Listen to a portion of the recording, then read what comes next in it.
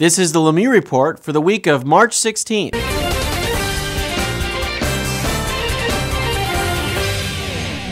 Topic 1.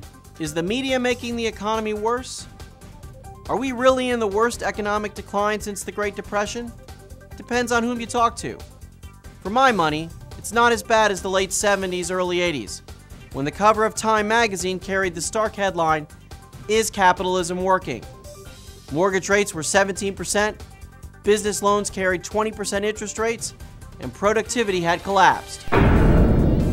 Bottom line, this is the first economic decline since 24-hour news channels, the internet, and PDAs. 8% unemployment is troubling, but 92% are still working. The truth is, it is never as bad or as good as it seems. Florida's Revenue Estimating Conference says tax collections for the current year are down another $1.1 billion, while next year is projected to decline $2.3 billion more than previously estimated.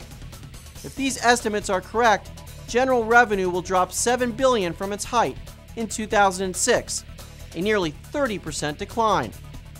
Florida Tax Watch has identified 3 groups of sales tax exemptions and is suggesting one group is not necessary and does not create jobs.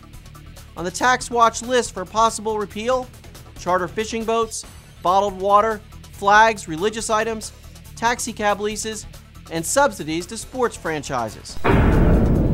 Bottom line, while I am no fan of taxes, some of these exemptions make no sense. First and foremost, our tax system should be fair. Many of these exemptions are nothing more than special interest carve-outs. Despite its name, the Employee Free Choice Act actually denies employees the right to a secret ballot in union organizing elections. Under the proposal, a union would automatically be created in businesses with more than 10 employees if union leaders collect authorization cards signed by a majority of the employees. Supporters believe the proposal would empower workers. Opponents fear the legislation will lead to intimidation, forcing workers to join labor unions, which can charge exorbitant dues. Last week, a proposed constitutional amendment guaranteeing secret ballots in all federal, state, and local elections cleared its first major hurdle in the Florida legislature. Bottom line, the right to vote in private is one of the pillars of our democracy. Historically, labor unions have provided great benefits to workers, but employees should have a free and fair choice when determining whether or not to join one.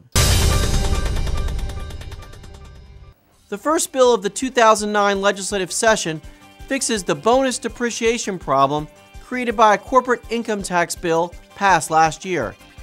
While the issue is complicated, essentially, the corporate tax bill passed in 2008 forced businesses to forego federal tax credits or pay higher state taxes.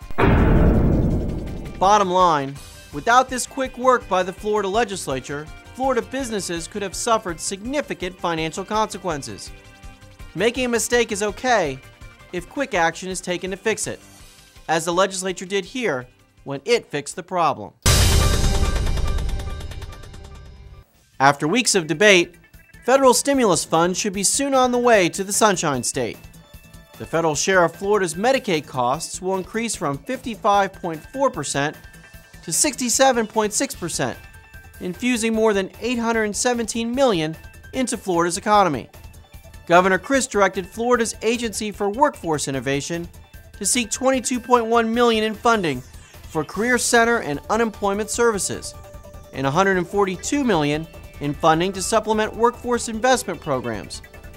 Those receiving unemployment will see a $25 a week increase, pumping $345 million into the state in 2009.